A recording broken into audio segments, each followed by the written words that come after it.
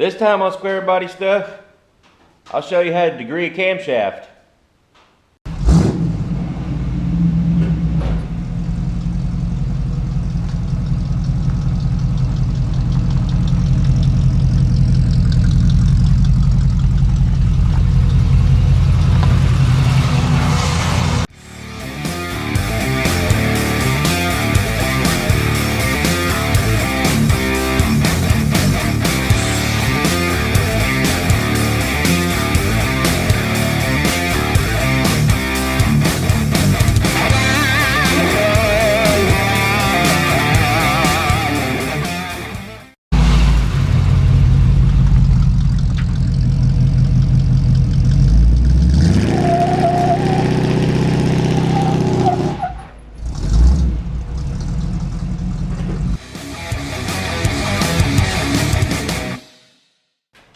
Alright, we're going to go over how to degree a cam, just to double check your cam timing specs and everything. It's kind of up to you if you feel this is necessary. I don't do it every time I put a cam in, especially on a mild application like this. It's not 100% necessary, but it is good to double check, make sure everything's right with the cam. I'm going to try to break it down as simple as possible so that about anybody can maybe understand what's going on here. I mean, there's probably thousands of other videos on degreeing a cam, but I'm just going to show you guys how I do it and how it works out for me. The first thing you've got to do, well, the first thing I want to go over is what we've got here. Alright, we've cut to this seam because as I was editing the video, I realized at this point I didn't explain stuff very good, so I'm redoing this part of the video, so everything's kind of different right now. But I'm just going to go over what you'd see, main specs you'd see on a cam card or an advertised listing on whatever website or catalog you're looking at, and briefly explain what the numbers mean. First off, it's a comp cam. Part number is 12-211-2. It's a 270 Magnum. The advertised duration is 270. The duration at 50 thousandths lift is 224 on the intake and exhaust. This is considered a flat pattern cam, or excuse me, I call it flat pattern for some reason, or a single pattern cam because it's the same on both intake and exhaust. If you had a dual pattern cam, your exhaust would be typically a higher duration, as well as your valve lift would be a higher valve lift. But we've got a flat or a single pattern cam here, and I'll explain a little bit more what that 50 thousandths lift means later on in the video. And the next numbers we have is called the lobe lift, and that is if you had your camshaft lobe, or this would be a circle, and this is considered your lobe right here, the high part. That's what pushes your lifter. If you used to put a dial indicator right here and zero it out, turn that camshaft around 180 degrees where this is pointing up there, that would give you your lobe lift measurement, and I'll actually show you that later on in the video. Our valve lift is your lobe lift times 1.5, and that's your advertised valve lift. That 1.5 is your rocker arm ratio, and I don't really go over that too much, I think, in this video, or real in depth on the rocker ratio. But I do have another video just on rocker arms, what they do, and their basics of them, and how to adjust them. So go check out that video. Alright, now I'm going to explain lobe separation angle real quick. Your LSA, it's at 110 degrees on this camshaft. Lobe separation angle, try to put it simply, is, say you've got your exhaust valve, your intake valve, it's your camshaft, we rotate that way. Your lobe separation angle is the angle measured on your camshaft, not on your crankshaft, the angle between the center line of both your intake and exhaust lobes. And this little guy in here is called your overlap. If you have a tighter lobe separation angle, when I say tighter, I mean we say we go 106, our overlap is going to be more. We're going to have more overlap. An overlap is the time where your exhaust and intake valves are actually opening at the same time, because as your camshaft comes around and your exhaust valve is closing, your intake valve is starting to open. The tighter lobe separation angle, the more choppier it's going to sound. Okay, this last number down here, this IC, that's your intake center line. Other than our valve lift, which we can control with our rocker arm ratio, this intake center line is the only number we can really do anything with on this camshaft, because the rest of these are actually ground into the cam. You can't change the rest of these numbers. This one we can change. This is what the degreeing is about. We're trying to figure out where, well, let me define the intake center line. It's at the point of max lift on your camshaft after top dead center of your intake stroke. So you bring it, you'll have your intake, or you'll have your piston at top dead center on your intake stroke.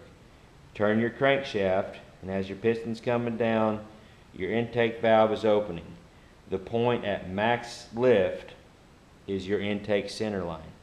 And we're supposed to be at 106 degrees, and that's what we're going to check. Now we can change that by, if you have crankshaft gear with several different keyways, you can adjust your intake center line that way, or some camshaft sprockets are adjustable, or you can drill out where the dowel pin is and put a bushing in there and adjust this number.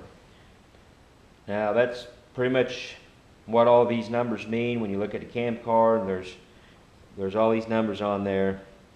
This is the main one we're looking at when we're degreeing a cam. So we'll get back to the other part of the video where I'm actually doing the work of showing you how to degree everything. The first thing you got to do when you're degreeing a cam is, of course, you got to have a degree wheel. This is nothing special. I don't even know what brand it is. I think it's just a El Cheapo off of eBay, like most of my stuff I buy, or Amazon possibly. And I've just got the regular balancer bolt holding on there with a nut behind it for a spacer, because that bolt's way too long, and a piece of stainless steel filler rod, which you can use coat hanger. That's about all this is really, just about the size of coat hanger for a pointer. Nothing special there. You can move it around if you need to, so it's nothing special there. My dial indicator, this poor old guy here has been through shop fire and several moves. The face is hard to read. So it may be hard for you guys to see the actual numbers. I'm not sure if I'm going to move the camera back and forth to show you the numbers. But I've checked it. It's still fairly accurate and all that stuff. It just don't look very good. And I've got just a piece of plate, 3/16 or yeah, like 3/16 3-inch strap I've cut down, drilled a hole, bolted to where the valve cover bolt is. Give me a flat base for my dial indicator, so it's there. I've got a push rod, and as you can see, my dial indicator is pretty well in line with the push rod. Now you could also set this up to where you're coming off the valve and taking your readings off the valve. I like to do it this way. You're taking out any variance in your rocker ratio or anything like that. It's straight off the camshaft. Now the lifter I've got in there is not, it's a hydraulic lifter, but I've took the guts out of it, put a spacer in there to where it's a solid lifter. You don't want to do any of this checking with the hydraulic lifter, because it could collapse a little bit and give you a false reading. And with that said, some of these readings were maybe within a degree or two. If I had a bigger degree wheel, I get way more accurate. If I maybe had better tools, I get way more accurate. But for what we're doing here, we're going to be accurate enough. Usually I'm within a degree or so of what the cam card says. I don't actually have a cam card for this cam. I had to look it up on the internet off of CompCam's website to get the numbers I needed. So, and we're just going to worry about checking off of the number 1 intake valve. So I've got my cam in there. I've just got my bolts tightened up. don't have my locking plate in there. I don't have my chain lubed up or nothing like that. This is just kind of mock up. Which my lifter, solid push rod, and it's kind of in the center of the bore as it goes down through the head. My dial indicator, will zero that out in a little bit. It should be zeroed right now anyways. I've already kind of played around with this to get it set up. But first thing first is you've got to zero your degree wheel, find top dead center. And let me unscrew my homemade, I've got my phone down here, I'm looking at the camera, that's why I'm looking down, but it's just a homemade piston stop. Just took a spark plug, busted the porcelain out of the middle of it, threaded a bolt in there, turned it down a little bit. It's pretty crude. I made this a long time ago before I had my lathe, so it's pretty crude, but it works. You just thread that in your spark plug hole, make sure your piston's not at top dead center already. And I've actually got my degree wheel already zeroed and everything. But, I kind of messed around with my wire a little bit ago, so what we'll do is I'll just move it randomly. And we'll pretend I just put my degree wheel on the crankshaft. And I'm going to turn it over till it stops, and it don't have to jam on it. Find out what degree we're at right now, and it's pointing about 11 degrees on this side of top dead center. So we'll write that down. 11 degrees. Now we'll turn the crankshaft the other way. Got to go kind of slow because number 1 cylinder's capped off, so it's got compression. Go a little slow so we don't back our bolt off.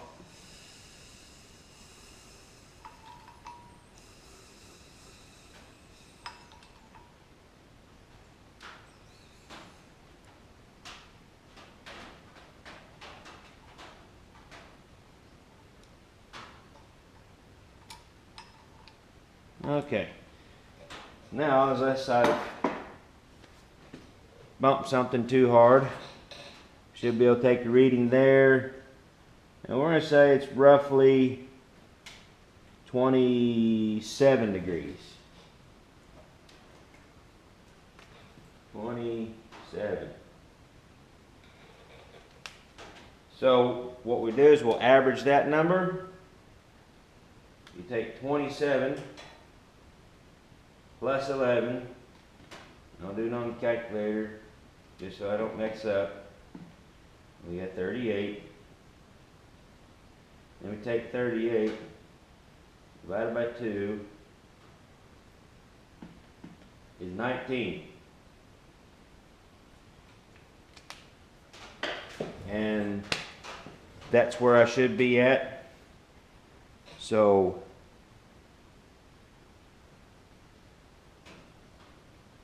all I got to do now is bend my pointer where I'm at 19 degrees. And hopefully you can tell in that camera there, in this angle, that my pointer is actually a point. It makes it a little more accurate or easier to read where exactly you're at. So I got it set at 19 degrees. To double check, I'm going to go back the other way.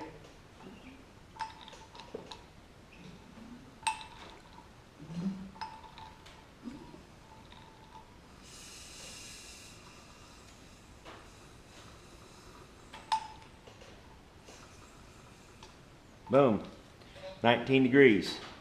So we're 19 degrees on each side of 0. Our degree wheel is zeroed now. As long as we don't move anything. I'll back that off a little bit. Pull my piston stop out because I won't need it anymore. Now we've got our degree wheels zeroed. We're at top dead center on a compression stroke. We've got our dial indicator set up on our push rod. We've got a solid lifter in there. Everything's solid. We're going to be taking actual readings right off of the camshaft. We're not going to have any variance with the rocker arm. So what I need to do is zero, and I'm having a hard time even seeing my gauge here, or my dial.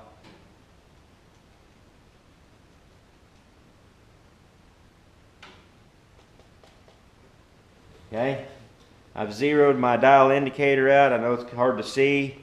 I'm not going to move the camera around to verify. You just have to take my word that it's zeroed. Now I'm going to turn my crankshaft. What the first thing I'm going to verify is my duration.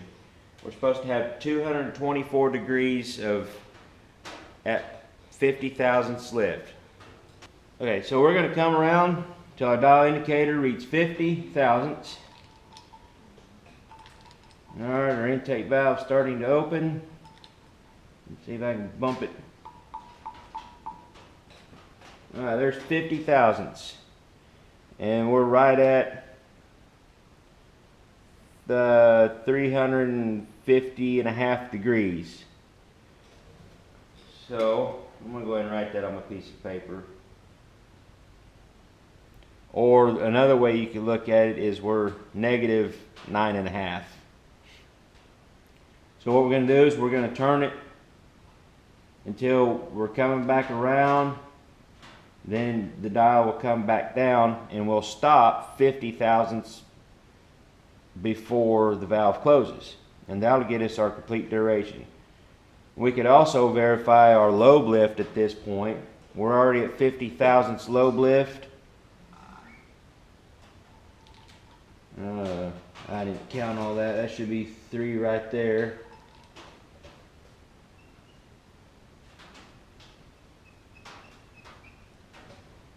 Yeah, it's supposed to be 313 thousandths. We're a little over 312 thousandths, so we're real close on that. Now we're coming back down.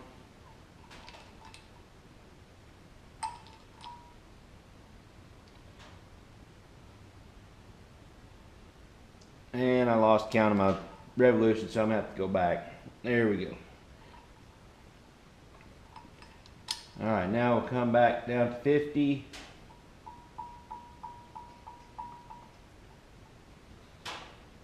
There's 50 thousandths on the closing side. So we've come around. We're at 1, or no, we're at 2. And also you can see on my degree wheel, I get confused trying to add, subtract a bunch of different numbers, so I've actually just wrote on here, we're at 180, 190, 200. So we've come around 210, 11, 12, 13, 213 degrees plus our 9.5. Plus 9.5.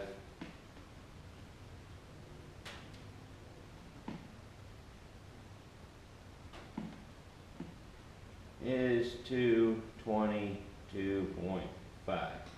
So we're a degree and a half off, which you know, that's not much. Now we want to find our intake center line, because we found our duration 50 thousandths, our lobe lift is correct. Now I want to find the intake center line. where the intake valve is at max lift. So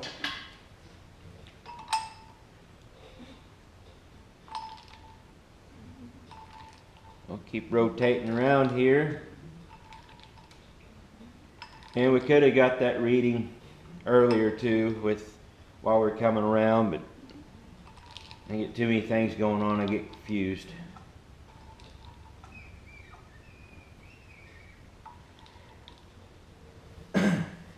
And I'm going to do the same thing on this as we done on the duration. Is I'm actually going to take this reading at 50 thousandths of either side of max lift, and then take the average of that to get our actual intake center line, because it could be at max lift and you'll have a few degrees of rotation of your crankshaft while it's at the highest lift, because you've got that lobe, the roundness on the end of your cam lobe. So if you go 50 thousandths on either side of that, you can average that and get your actual center line of that. Pay attention to what we're doing here.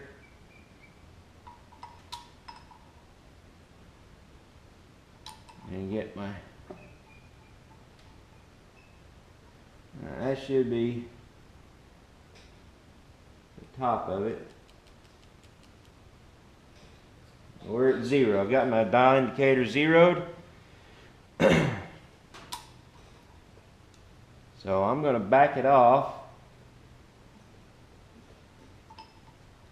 about 75 thousandths, whatever. Come back around to 50. Alright, we're at 50 thousandths before it's opened all the way up. And I'm at 58.5 degrees. I'll just jot it down on my scratch paper before I write it on the board for you guys to see, because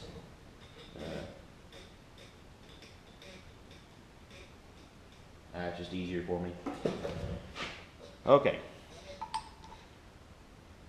So we'll come around. Now we're at max lift.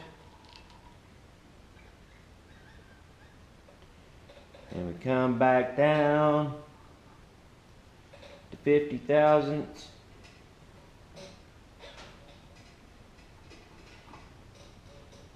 Alright, there's 50 thousandths on the other side of max lift. And it looks like we're at 145.5. And then we just average those two numbers.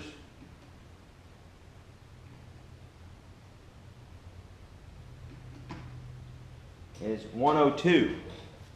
So what I did is I took my 145.5 plus my 58.5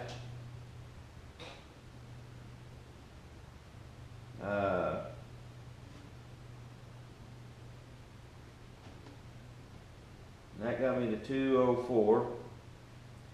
And you divide that by 2.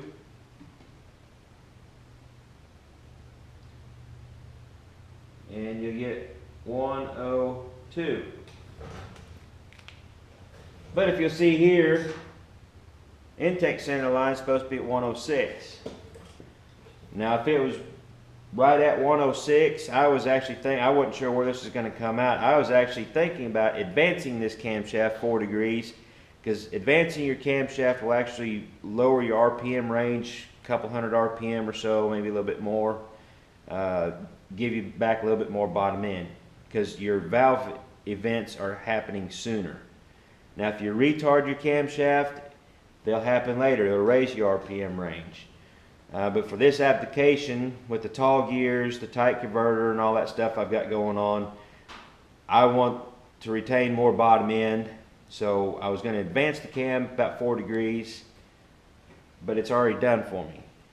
So that's pretty much the basics of degreeing a cam. Hopefully I've made it understandable And on that note, give me some likes and shares. Like this video, share the video, and also don't forget to subscribe so we can keep this channel going.